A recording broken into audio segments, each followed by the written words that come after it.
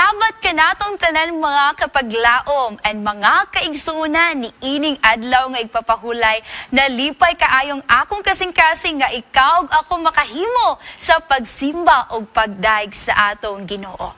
Ni ining adlaw nga igpapahulay mga kaigsunan is ikaduhaman nga simana karon mga kaigsunan. So ang atong topiko is bahin sa Sabbath School Improvement. So ni ining takna mga kaigsunan, ginahangyo ta mo nga magampo sa dadaan ay hata magtuon sa balaan nga pulong sa Ginoo. Magampo kita. Heavenly Father, we are so blessed and thankful, especially in this holy Sabbath day, that we can rest in your presence, O Lord, and we can worship you. Father, as we read and study your word this morning, may you bless us, empower us through the power of Holy Spirit to give us heavenly knowledge and wisdom from heavens above, that it can help this message to impart us, Father, to strengthen our faith in you. Please be with us, Father, because we are nothing without you. And this is all we ask in the mighty name of Jesus Christ, our personal Savior. Amen. So ni ining kabuntagon mga kapaglaom, ang atong tun-an nga mensahe sa pulong sa Ginoo naguluhan kini sa house of God should not be made a common place. No? Nindot kay mga kapaglaom. So ato ning tun-an para kitantanan madasig nga kinabuhi sa mga pulong sa atong Ginoo. So sa writing ni Sister Ellen G. White mga kaigsuunan is iyang ingon mga kaigsuunan nga it is for this reason that the house or sanctuary dedicated to God should not be made a common place. Kaya ang uban nga makatawhan makaigsunan, muadto lamang sa simbahan, pero wala silang hunahuna nga naa di ay sa balay sa Ginoo.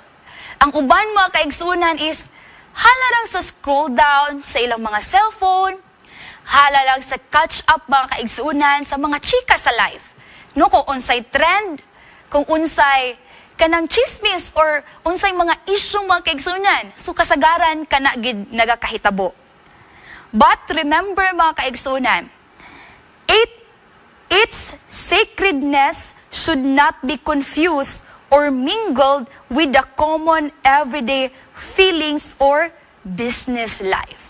So remember mga kaigsuunan nga ang balay sa Ginoo usa ka balaan, dili alang sa mga businesses, dili alang sa pag mingled sa mga kaigsuunan, katawhan, no? Pero alang sa pagdinasigay, pag-inampuay, o pag-alagad nga matinud-anon nga naha sa Ginoo. So mga kaigsuunan, aron mabalaan nato ang adlaw nga igpapahulay, kita angay nga naitulo kapi mga kaigsuunan, tulo lang ni kapi nga punto gyud nga atong tun-an karon. Ang una nga pi mga kaigsuunan is pagtambong. No? Unsaon man natog adto sa balay alampuanan sa Ginoo nga nabilar man dayta sa Bernice pa lang mga kaigsuunan. No hantod makaabot na lang dayta sa simbahan, alas 11 na dayon, no? Nindot kay mga kaigsunan nga kita mutambong muadto sa simbahan sayo pa lang nga nang alas 8:30 naa na ka mga kaigsunan, naa na ka ug ako nga magtambong og magsimbangan ha sa atong Ginoo. Labi na mga kaigsunan nga makita makapaminaw sa mga mensahe sa awit, mga balita sa laing kamisunan, mga experience o mga testimony. Pero kung ikaw gani mga kaigsunan, mutambong ka, alas 11 or alas 12 na wala na gid kay madawdaw mga kaigsunan. So una gid mga kaigsunan is musayuta. Aron sa dira makapaminaw ta sa mga pulong sa Dios nga makapadasig kanato. Ikaduha nga pi mga kaigsuunan, pagtuon. Pag naan na ta dinhing mga kaigsuunan, ikaw nga nananaw dira o kamo dira mga kaigsuunan nga naan na sa simbahan, no? Kailangan maghiusa ta nga magtuon sa mga pulong sa Dios aron kita madasig.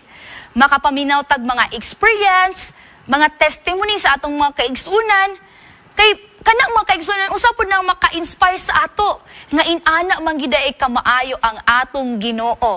Noong ikatulo nga ping mga kaigsunan, mao ang paghalad.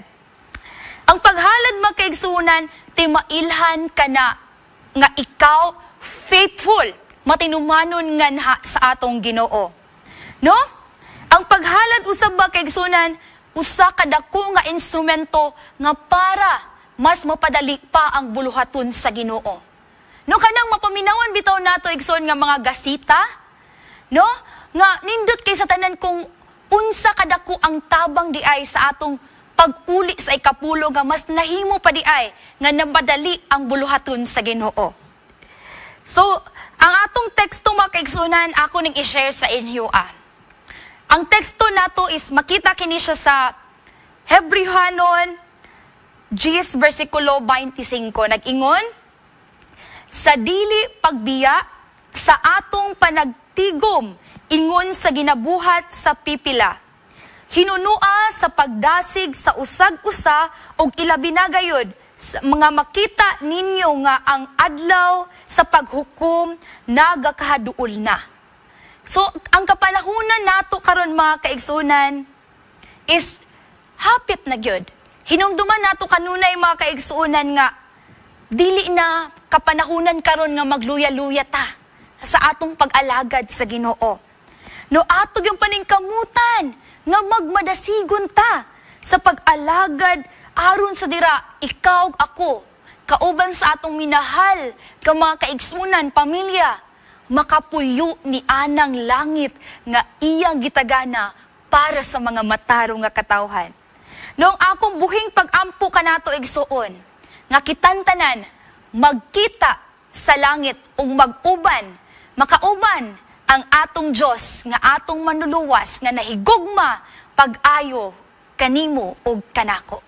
So maayong buntag kanatong tanan igsuon and happy Sabbath kanatong tanan.